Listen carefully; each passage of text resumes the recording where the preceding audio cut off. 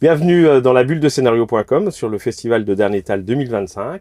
Donc aujourd'hui, on reçoit Milena, parmi nous, qui est une autrice qui a des albums jeunesse. Et donc on va te parler un petit peu de ton travail et des différents albums que tu as fait. Est-ce que tu peux déjà nous décrire ton travail en tant qu'autrice de BD jeunesse? Euh, En fait, quand on parle de autrice BD, en gros, j'écris mes scénarios, je fais les dessins, les couleurs, je fais tout. Et voilà, c'est le métier d'autrice, c'est concevoir l'entièreté du projet et trouver un éditeur avec qui on peut faire un bel objet aussi. Voilà. Mais c'est d'abord, moi, je commence par le scénario en tout cas. Je fais un scénario un peu dessiné. Je fais pas que de l'écrit ou que du dessin, c'est toujours un peu mixé. Et ça me permet de poser mes idées assez vite je pars toujours de personnages qui vont porter l'histoire, mais j'aime bien prendre le temps qu'on croit en chaque personnage, leur personnalité et leur but commun ou non. Voilà. Comment est-ce que tu es arrivé dans la bande dessinée? Moi, j'ai toujours voulu faire de la bande dessinée. En fait, j'ai une famille où ma mère, elle était bibliothécaire dans la section BD de la médiathèque où elle travaillait. Et mon père lit beaucoup de BD. Et du coup, moi, j'ai vraiment baigné dedans. Et j'ai deux frères qui lisent pas trop. Donc moi, je prenais leur carte de bibliothèque. Du coup, je pouvais vraiment me fournir en BD à gogo. Et en roman aussi, mais je lisais vraiment beaucoup de BD. Et j'ai toujours voulu dessiner. Et c'est vrai que le dessin m'a toujours servi, même petite, à raconter des histoires. Et au début, je faisais plutôt des petits livres illustrés. Et en fait, je trouve que la BD, très tôt, quand j'étais petite, je trouvais que c'était le meilleur moyen, pour moi en tout cas, de raconter des histoires. Je trouvais que les outils de la BD permettaient en fait de dire pas mal de choses. Et du coup, pour moi, ça me paraissait évident que j'allais faire ça. Et puis j'avais la chance du coup d'avoir des parents. Donc c'était qui considéraient vraiment la BD comme un art, donc ils m'ont jamais embêté ou ils ont eu un peu peur pour moi, comme tous les parents quand on s'engage dans des études Mhm. artistiques, mais ils m'ont jamais mis de bâton dans les roues. Après, on roulait pas sur l'or, donc j'ai fait des études d'art, mais des études d'art publiques, du coup, qui étaient moins chères, et du coup, j'ai fait une école de beaux-arts à Quimper. Et ensuite, je suis partie en Belgique, j'ai fait l'école Saint-Luc à Liège en section BD. Voilà. Mais c'est un truc que j'ai toujours voulu faire. J'ai commencé par les beaux-arts pour expérimenter d'autres choses, en fait, d'autres pratiques. Et c'est vrai que j'ai fait beaucoup de sculptures quand j'étais aux beaux-arts, mais j'avais toujours en tête de faire de la BD. Et quand j'ai cherché une école de BD, en fait, en ayant fait... j'ai fait 4 ans aux beaux-arts, en faisant beaucoup d'art, on va dire, conceptuel. J'avais envie d'aller vraiment dans une école très... un peu BD franco-belge, c'est un peu caricatural, mais assez mainstream pour vraiment repartir de la base, en fait, et plus être dans le concept. Et j'hésitais entre Saint-Luc de Bruxelles ou Liège. Et en regardant en fait les travaux des étudiants de fin d'année, je trouvais que Liège me correspondait mieux. Et du coup, j'ai postulé. Enfin, j'ai passé le concours pour être à Saint-Luc de Liège. Voilà. Mais j'ai toujours voulu faire de la BD. Tu as plusieurs séries en cours, Elia et sa tribu, Goupil, Les enfants de l'été. Qu'est-ce qui t'attire dans chacun de ces univers qui sont différents les uns des autres? Et bah, du coup, ma toute première BD, c'est Les enfants de l'été. Et du coup, j'ai vraiment commencé avec un roman graphique, quoi. Il est classé comme ça. C'est un gros bouquin à l'aquarelle. Mhm, Et en fait, une BD de fiction autobiographique autour en fait, du métier que j'ai exercé en étant étudiante mhm. en art, où j'étais animatrice de centre de loisirs. Et du coup, j'ai commencé par ça aussi parce que pendant mes études, pour ne pas lâcher la BD, notamment quand j'étais aux Beaux-Arts, en fait, j'avais un petit blog, c'était l'époque des blogs BD où ça Mhm. marchait trop bien. Et moi, j'avais fait un canal blog. Ok. Je faisais des petites anecdotes des enfants en centre de loisirs. Je l'ai supprimé depuis parce que vraiment, le dessin, c'était pas incroyable et tout. Mais en tout cas, moi, ça m'a beaucoup exercé sur la narration, les interactions entre les personnages, pareil, les expressions, etc. Enfin, et en fait, comme j'ai fait ça vraiment quotidiennement, ça m'a beaucoup aidé et j'ai continué même quand je suis arrivée en Belgique, à Liège. Et c'est mes professeurs quoi, qui m'ont dit que je le cachais un peu parce que au début, je me suis dit que c'était plus un exercice, je le voyais pas comme un vrai projet qui pouvait être Mhm. porté et l'envoyer à un éditeur. Et en fait, c'est eux qui m'ont dit non, non, mais c'est hyper intéressant, essaie vraiment de l'imaginer comme un projet. Et du coup, là, j'ai repris mes planches, parce qu'il y avait des trucs achetés aussi, hein. Enfin, il y a des trucs pas très intéressants. Et du coup, j'ai commencé comme ça, vraiment avec quelque chose de plutôt autobiographique, avec des situations que j'ai vraiment vécues, du coup, avec les enfants. Mais toutes ces anecdotes-là, du coup, ont existé, mais je les ai vraiment romancées pour que ça tienne sur un été où du coup, c'est une jeune animatrice qui vient de passer le BAFA et Mhm. qui fait son premier été. Et ensuite, après avoir fait ça, j'ai eu envie d'expérimenter plutôt la BD jeunesse et aussi écrire des scénarios. Là où, avec la BD autobiographique, on écrit quand même un scénario parce que c'est romancé, mais on se base beaucoup sur le réel. Moi, j'avais l'impression de me reposer un peu Mhm. sur les blagues que je pouvais vivre avec les enfants, mais j'avais envie d'écrire mes propres blagues, mon propre scénario.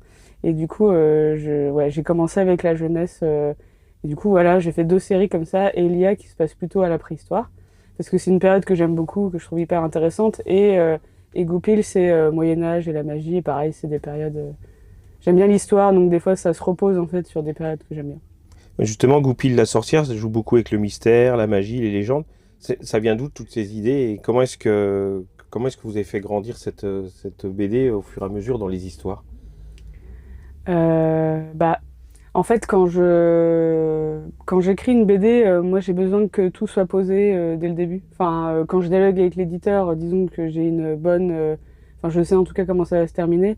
Mais avant de me lancer vraiment dans le dessin, on va dire les planches finies, le scénario, je vais vraiment l'écrire en entier. Et pour que, en fait, notamment quand on fait je trouve, quand on fait du scénario avec des mystères, Mhm. moi je pense qu'il faut que ce soit bien ficelé. Parce que je voulais pas forcément. Moi, je lis beaucoup de policiers et beaucoup de trucs mystères, machin. Et j'aime bien quand le mystère est un peu devinable et pas faire de la rétention d'informations Et que ça tombe qu'à la pour. fin. Ouais, voilà. Moi, des fois, ça me frustre quand je lis un Mhm. bouquin. Je me dis, bah non, mais là, c'est indevinable, ça m'énerve. Mhm. J'adore, par exemple, Sherlock Holmes de Conan Doyle parce que lui, il fait ça. Il y a il dissémine d'informations tout le long du récit. Et comme on suit Sherlock Holmes, qui est un peu excentrique, etc., en fait, c'est un peu comme un magicien, quoi. C'est qu'il nous fait dévier notre attention des trucs les plus intéressants et qui ont l'air assez banals. Et en fait, Mhm. c'est les plus. Et en fait, enfin bref, c'est très très bien écrit. Moi, j'adore Sherlock Holmes. Et du coup, c'était un peu mon inspiration quand j'ai écrit Goupil. C'est qu'on suit des personnages qui vivent des situations et on est plus intéressé par leur réaction face au mystère que le mystère en lui-même, où en fait il est devinable. Et je pense que c'est pour ça que ça fonctionne bien aussi avec les lecteurs, c'est que je les trompe pas en fait. Enfin, Et du coup, il faut retravailler souvent le scénario pour justement déposer des petits indices de temps en temps. oui, Il y a des des choses fois, sur lesquelles on revient en arrière en se disant, ah là, j'aurais peut-être dû. Ouais. bah oui, des fois en fait on se fait avoir par son propre scénario. Là notamment dans Goupil, il y a tout un truc avec des dracos, donc c'est une espèce de dragon que les magiciens peuvent appeler pour faire des tâches, et du coup le mystère est en lien avec eux. Et en fait, le problème c'est que j'ai pas mis assez de règles avec ces dracos, et des fois mon éditrice me disait ouais mais du coup dans cette situation-là, le draco il pourrait faire ça, donc il faut trouver une manière que ce soit pas possible. Enfin, Mhm. euh, et parce que du coup, on va croire que j'ai complexifié le scénario pour rien. Et même pour la jeunesse, moi, je trouve que c'est bien de se poser ces questions-là. Parce que c'est pas parce qu'un enfant est petit et qu'il a peut-être pas lu beaucoup de bouquins qu'il faut se dire qu'on s'en fout, on fait un mystère. Non, non, moi, j'aime bien, j'aime bien vraiment travailler bah voilà, l'histoire. Et oui, je le reprends plusieurs fois. Et du coup, j'ai dû poser des règles pour que mon truc tienne aussi. Et puis c'est bien aussi des fois de laisser poser le scénario et le relire et vraiment s'imaginer, voilà, je connais pas l'histoire, ou le faire lire à quelqu'un qui connaît pas Mhm. l'histoire du tout, pour voir si ça passe, s'il n'y a pas des incohérences. Voilà. Même si c'est un album C'est... jeunesse, en fait. Ouais, moi je trouve que c'est normal. Mhm.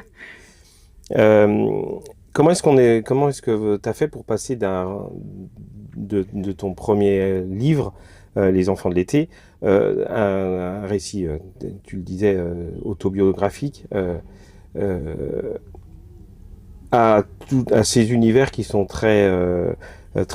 ces univers de fiction. Comment Mm. est-ce que t'as fait pour te dire à un moment, j'ai envie vraiment de raconter des histoires de fiction. C'est vraiment une envie. Ouais. Oui, et puis c'est ce que je lis aussi. Enfin, Mm. moi je lis beaucoup de fiction, de fantastique, etc. et de SF beaucoup aussi. Et je lis aussi des trucs autobiographiques. En fait, moi je lis beaucoup de trucs, donc, mais c'est vrai que même quand j'étais en train de faire Les Enfants de l'été, j'écrivais des scénarios à côté. En fait, j'écrivais mes récits jeunesse à Ok. côté, qui étaient ouais, de la fiction. Et en même temps, même si c'est de la fiction, je veux que les personnages, on soit empathique envers eux et qu'ils soient assez humains, en fait. Enfin, ou alors que leur réaction, elle soit cohérente avec leur univers. Mais je trouve que ça, c'est un temps à... Enfin, s'approprier un univers de fiction, je pense que ça prend un peu du temps, en fait. Parce qu'il y a effectivement l'étape où on dessine, où on écrit. Mais ensuite, faut que ça nous habite un peu, en fait. Moi, Goupil, j'y pensais un peu au quotidien. Et ça, et je trouve que du coup, ça permet que ça, enfin, comment dire, que les personnages soient toujours cohérents dans leurs univers et ouais, qu'en fait le lecteur ne sorte jamais du truc et qu'il y croit à ce truc avec des animaux qui parlent. Parce que c'est ça, enfin, moi, quand je bossais en atelier pendant que je faisais Goupil et bref, à un moment, j'ai fait une erreur, mais c'est pas grave, mais en gros, il y a une scène avec un château et à un moment, ils ouvrent une fenêtre du château qui est censé être un château médiéval. À l'époque, on n'ouvre pas les fenêtres. Enfin, il n'y Ok, a pas ouais. y a pas de Mm. fenêtre. Et du coup, j'étais là, ah mon Dieu, mais quelle faute d'histoire. Mm. Et puis mes collègues disaient, mais c'est des animaux qui parlent. Enfin, en Oui, fait, je suis oui. tellement partie dans la cohérence du scénario. Et ça, mais c'est une sorcière renard Mm. avec des démons.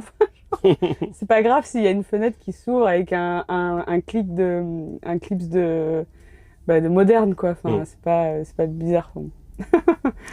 Euh, comment est-ce que tu choisis ton style graphique peut être différent selon tes albums. Comment est-ce que tu arrives à choisir tes différents codes visuels, que ce soit les formes, que ce soit les couleurs? Comment est-ce que ça vient dans tes albums? En fait, c'était un peu je vais pas dire par défaut, mais en fait, quand j'ai terminé Les Enfants de l'été, j'ai vraiment utilisé une technique nulle que je ferai plus jamais, où en fait, moi je suis un peu maniaque avec mon ancrage. Je veux que mon ancrage il soit hyper clean et je veux qu'il soit noir parce que je fais de l'ancrage à l'encre de Chine, tout ça. Je veux que ce soit que le scan il soit super. Donc Les Enfants de l'été, du coup, c'est un ancrage, le trait est à l'encre de Chine et la couleur est à l'aquarelle. Et j'avais fait ça en fait, j'avais fait mon ancrage, après je l'ai scanné, je l'ai imprimé en gris légèrement plus petit et j'ai sur des feuilles d'aquarelle et j'ai fait mon aquarelle par-dessus. Sauf que j'ai oublié qu'en fait, quand on met de l'eau sur une feuille, et ben, elle bouge. Et du coup, quand j'ai voulu tout caler sur Photoshop, c'était un enfer. Et la BD a fait 200 pages. Donc j'ai fait ça pendant... Sur 200 pages, j'ai dû caler avec les petites flèches de mon clavier pour exactement... Parce que limite, je devais reprendre case par case, quoi. Horrible. Donc du coup, après ce bouclage, je me suis dit, bon, c'était une technique nulle, il faut que je trouve autre chose. Et du coup, quand je me suis lancée dans la jeunesse, avec Elia et sa tribu, j'avais fait dans mon dossier pour démarcher l'éditeur, j'avais fait un test couleur aquarelle et un test couleur numérique. Je me suis dit, bon, j'espère qu'ils vont prendre le numérique et qu'ils vont pas me dire de prendre l'aquarelle. Et au final, ils ont dit, ah, on trouve que le numérique pour la jeunesse, c'est plus clean, c'est plus lisible. Du coup, bah, j'ai fait une trilogie en numérique. J'ai un peu appris sur le tas parce que en vrai, j'étais pas hyper calée en couleur numérique. Je trouve que ça se voit au fur et à mesure de mes albums que je prends un peu plus de liberté, que je m'amuse un peu plus. Sur Goupil, mes couleurs sont beaucoup plus saturées parce que je m'amuse vraiment. Enfin, alors que sur Elia, je tâtonne un petit peu. J'avais fait un petit peu des ombres à l'aquarelle. Je savais pas trop. En fait, j'avais un peu le syndrome de l'imposteur. Je me disais non, mais moi, en fait, je fais de l'aquarelle. Là, je me fais du numérique, mais je sais pas faire. fait, c'est pas vrai. Enfin, on apprend, quoi. Voilà. Et c'est une envie de faire les trois choses, le scénar, le dessin et les couleurs? Ou pourrait y avoir une collaboration avec d'autres personnes? Et bah, je suis en train en ce moment de me poser un peu la question. Moi, j'aime vraiment dessiner mes histoires. Enfin, il y a des trucs, j'ai vraiment envie de les faire. Mais j'ai quand même aussi envie de me diversifier. Et du coup, je suis en train de voir là pour écrire un scénario pour un dessinateur, pour voir si je peux. Après, j'ai eu des dialogues avec des scénaristes pour que je dessine leur BD et ça, par contre, j'ai du mal. Je pense que j'aurais plus de facilité à écrire pour quelqu'un que moi dessiner pour quelqu'un d'autre. Enfin, après, je dis ça, mais je pense que ça dépend aussi de la collaboration et tout. Enfin, comment ça se passe, mais c'est vrai que la personne avec qui je veux travailler, je la connais vraiment très bien et elle m'a demandé de faire le découpage et du coup, moi, ça me va. Donc, alors que adapter mon dessin à un découpage qui est pas le mien, moi, j'arrive pas trop. Parce que je trouve que je suis trop habituée à... Enfin, mes personnages, ils sont cohérents si c'est moi qui... Sinon, ça fait bizarre. Enfin, bref. Il y a un lien particulier qui se fait avec les lecteurs. Moi, j'ai fait pas mal de tours là, au Festival de Darnétal. J'ai vu qu'il y avait souvent du monde devant toi pour les dédicaces, beaucoup de jeunes. Est-ce que c'est, enfin, qu'est-ce que ça fait d'avoir des enfants qui viennent et qui connaissent ou pas la BD et quels sont les échanges avec eux? Bah franchement,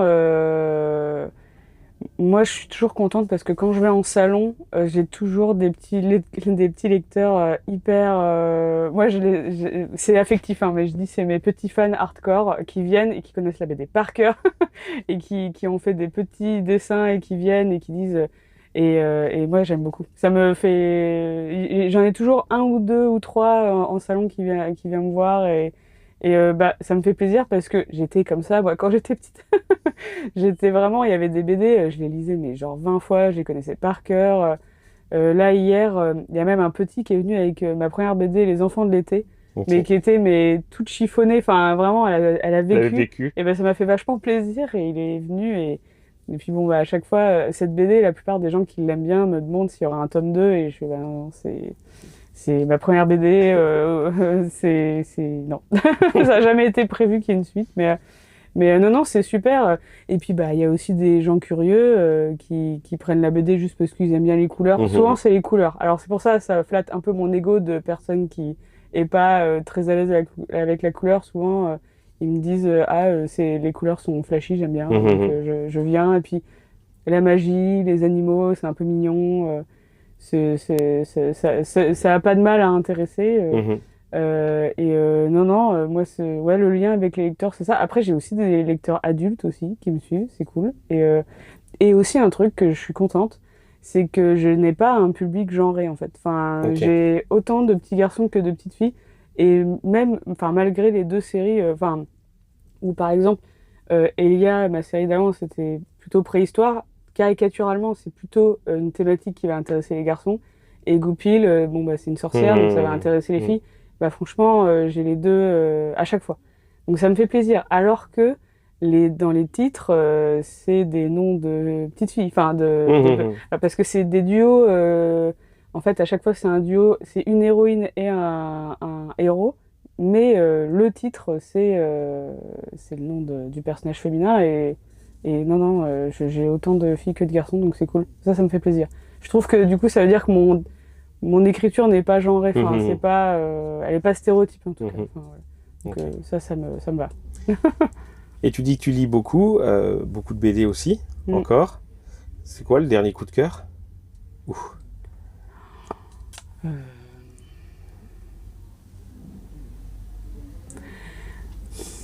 Moi, j'en ai plein.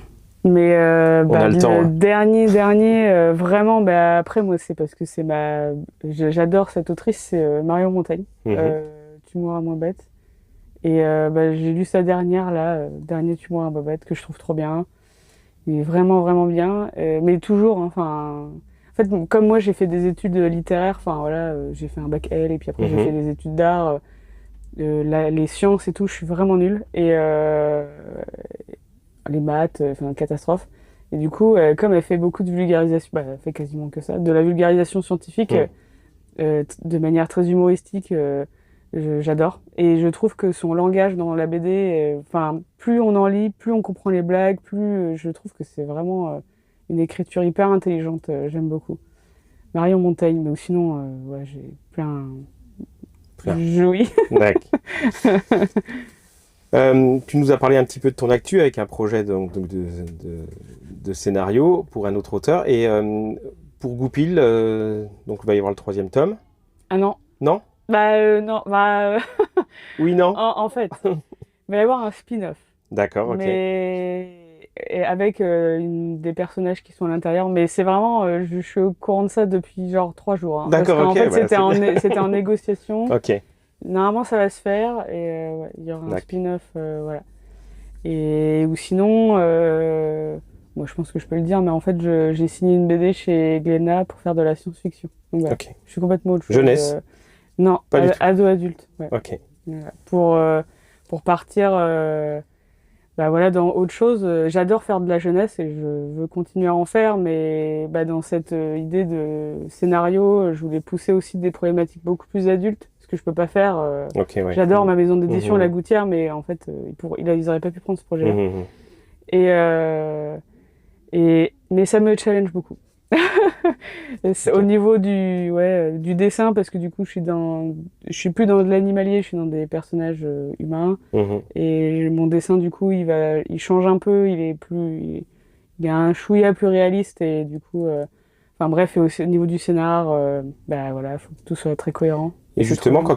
quand on passe d'animaux à des humains, euh, c'est dur de retenir sa main ou de faire travailler sa main pour faire justement plus réaliste? Et bah moi, j'ai vécu l'inverse avec Goupil, c'est-à-dire que je commençais à voir que tous mes petits personnages un peu ronds commençaient à devenir un petit peu plus humains. Je Ok. trouvais qu'à l'inverse, cette envie d'aller plus dans un truc un peu plus détaillé, bah, par exemple dans le tome 2 de Goupil, il y a un personnage qui a une armure, bah voilà, qui a un comportement beaucoup plus humain et je le vois en fait quand je le dessinais, Mhm. c'était beaucoup plus plaisant pour moi que de faire mes petits bonhommes tout ronds que j'aime beaucoup aussi, mais je sens qu'en fait j'ai besoin de faire les deux en fait, ou sinon je vais être frustrée quoi. Ok. Voilà. Merci Milena. Merci pour le moment passé avec nous et puis bonne suite à toi. Merci.